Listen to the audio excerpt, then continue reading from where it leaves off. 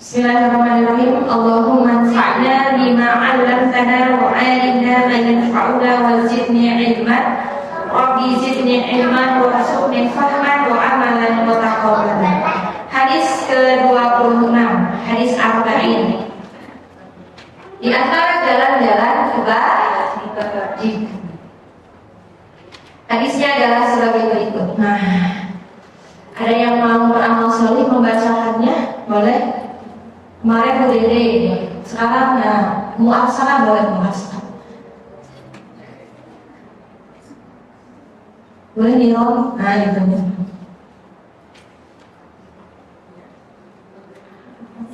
Setiap ruas tulang manusia ada sedekahnya.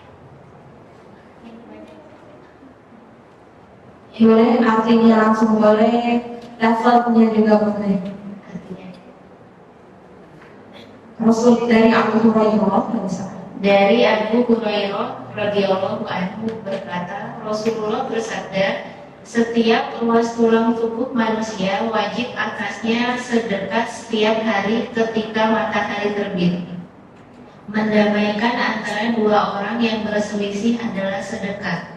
Menolong seseorang dengan membantunya mengangkatkan barang ke atas kendaraannya adalah sedekah. Perkataan yang baik adalah sedekah. Setiap langkah untuk mengerjakan sholat adalah sedekah. Dan membersihkan gangguan dari jalan adalah sedekah. Diriwayatkan oleh Bukhari dan Muslim. Masya Allah, syukran. Kata ibu, di sini ada beberapa faedah atau beberapa bukti dan hikmah. Dari yang pertama, kata Abu Hurairah, setiap persendian manusia, dulu pernah mengatakan, harus dikeluarkan sedekahnya. Kenapa harus? Karena ini bentuk rasa syukur atas kesehatan dan tubuh kita. Soalnya dari awalnya, segala karaos, mulut datang disedekahkan tubuhnya. Karena bentuk rasa syukur itu nambah taat. Dengan apa?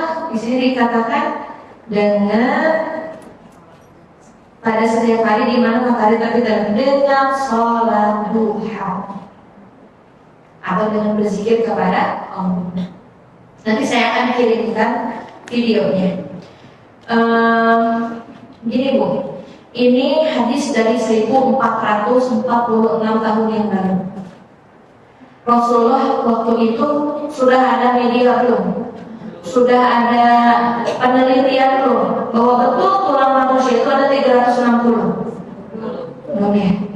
Dari mana Rasulullah tahu? Ini ada 360, pernahkah kita menghitungnya? Pernah ya Bu ya? Namun saking sekarang ilmu pengetahuan bertumbuh dan berkembang, diadakan penelitian, dihitung parsatina dan benangkah, dan ternyata benar ada 360 sendi. Nanti ada videonya, ada kirim. Sudah masuk grup belum ibu-ibu? Cuma yang belum masuk grup utama.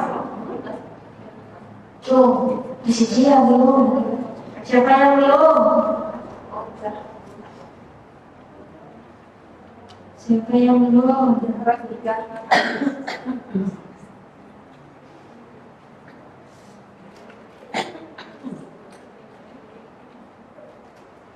Yang belum siapa? Apa nomor? Makanya nomor saya sedih sekali. Nanti dilihat. Jadi kirimkan ke videonya 20 detik. Nabi Muhammad telah mengetahui hal ini 1400 tahun yang lalu. Setelah itu betul tulang-tulang sendi kita bukan yang panjang yang sendi kita. Bukunya itu ada 360 sendi. Itu membuktikan bahwa Rasulullah betul adalah seorang Rasul, karena tidak berkata hanya sebagai hawa nafsu atau cuma tebak-tebak saja, karena itu berita dari Rabbi. Berarti Rasulullah itu termasuk orang-orang yang tidak pernah berdusta, ucapannya benar. Kalau semacam sendi saja ternyata terbukti, kira-kira neraka dan surga terbukti tidak? Terbukti tidak ya? Insya Allah terbukti. Kalaupun tidak ada neraka, tidak ada surga, memang kita rugi gitu. Kalau disuruh jadi orang baik, tidak ada ajaran Islam yang melenceng. Semuanya kalau dilanggar, kalau ada suatu pelanggaran, pasti itu merugikan kita. Ya, Allah melarang khamar. Emang khamar ada manfaatnya? Walaupun sedikit lebih banyak mudaratnya karena liver, karena jantung. Tapi kenapa orang-orang pada suka? Itu hal yang dilarang. Jadi semua yang Allah larang pasti ada mudaratnya untuk manusia. Misalnya sekarang alhamdulillah pernikahan sesama jenis, pernikahan hubungan saudara itu gimana Bu? Secara biologis dampaknya cacat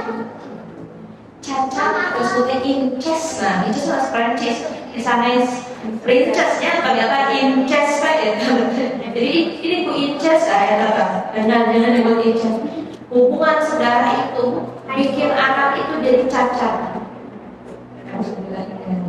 Jadi apa yang Allah larang pasti itu mudaratnya lebih banyak dibanding manfaat.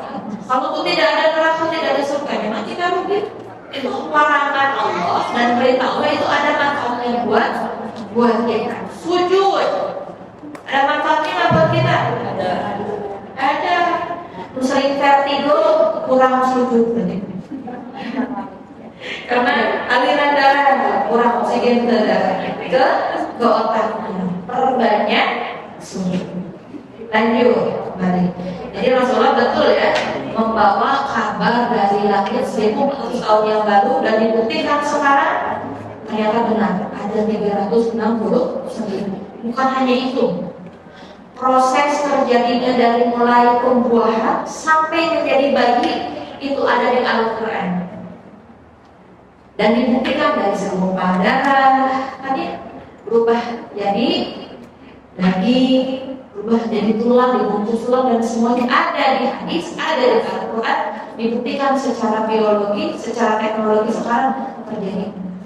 Jadi Rasulullah betul, Rasulullah dia dukung atau enggak? Rasul utusan Allah.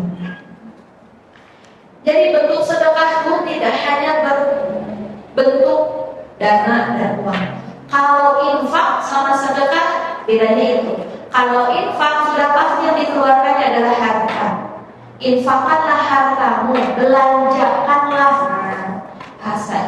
Namun sedekah diantaranya adalah kamu mendamaikan di antara dua orang adalah sedekah. Dan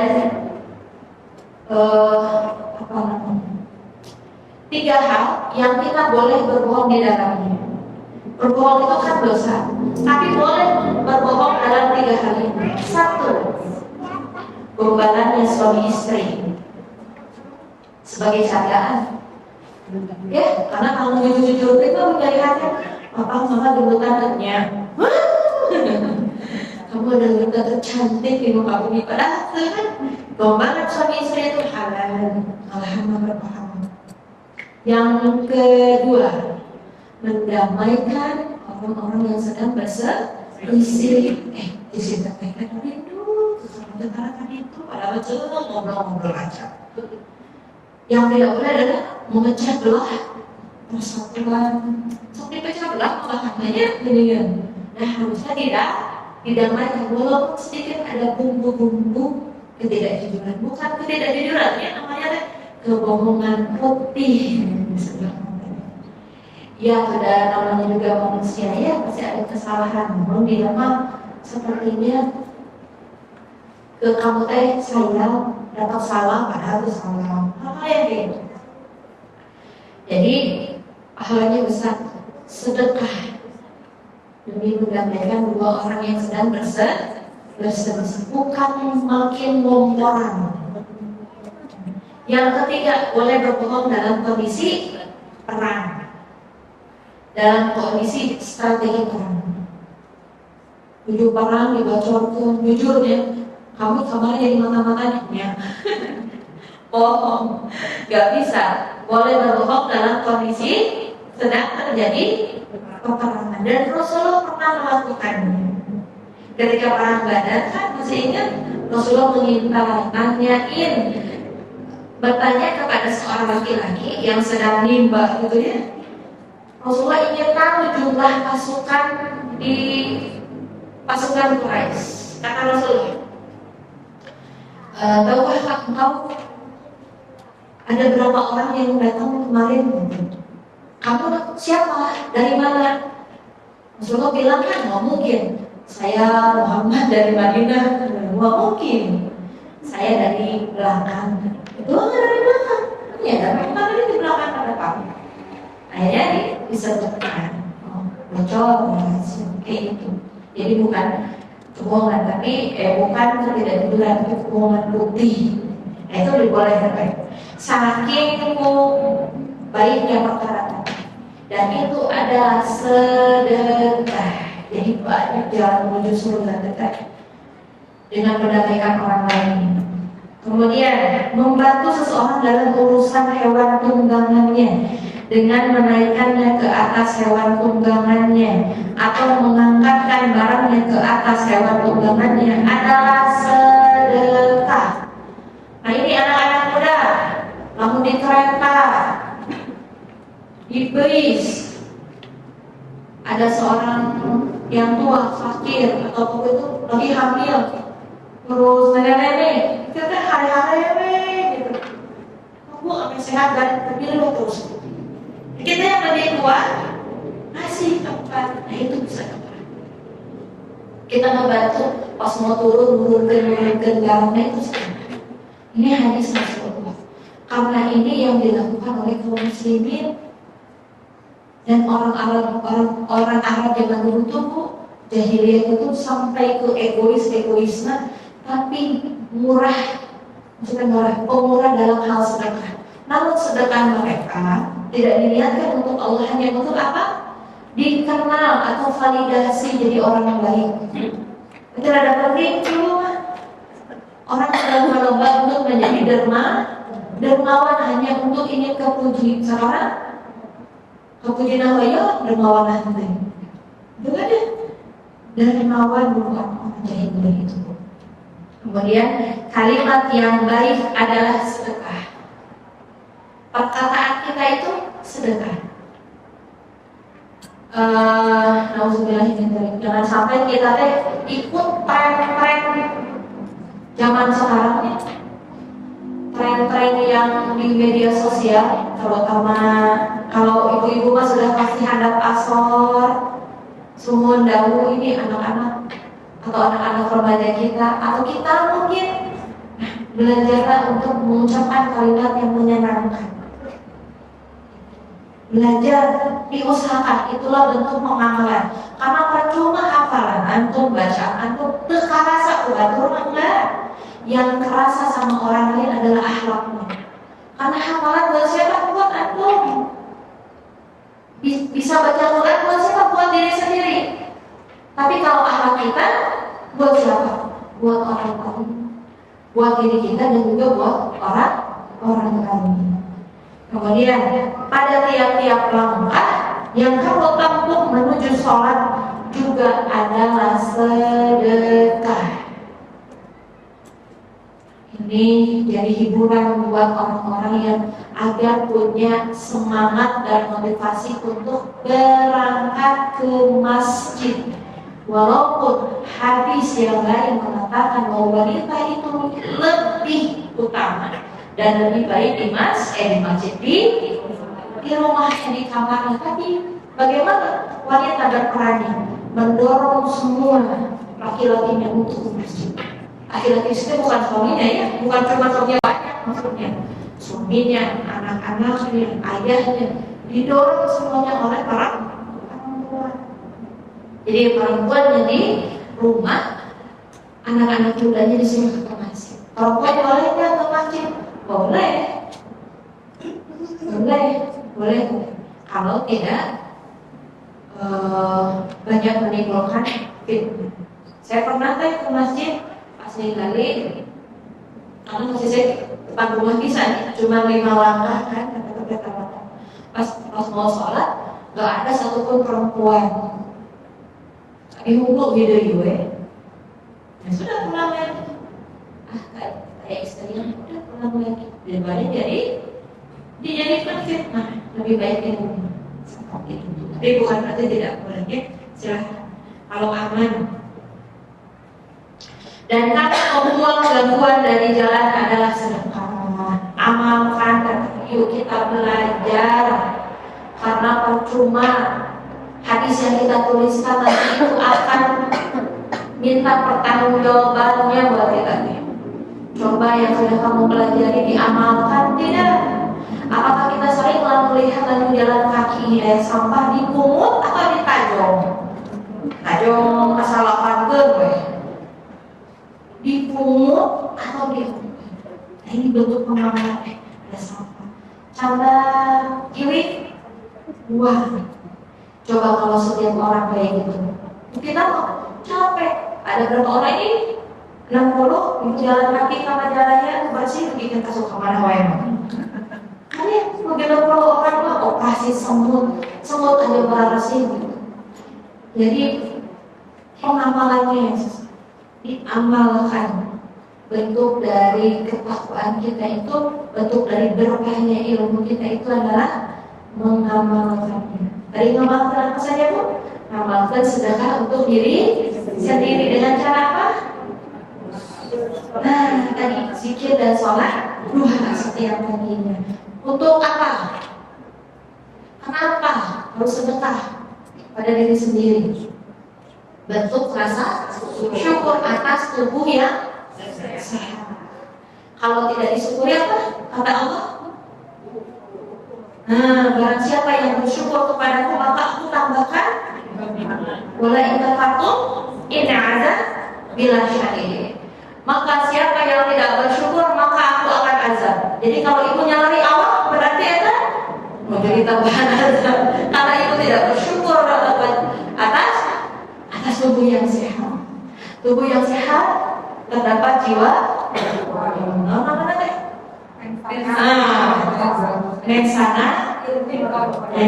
Dia tanam apa ya? Anak-anak Gen Z terang itu mensana itu warisano. Tahu tidak? Kita tahu. Ya Allah. Saja pernah nyobain kada mau poster ya kan? Ditempelkan saja.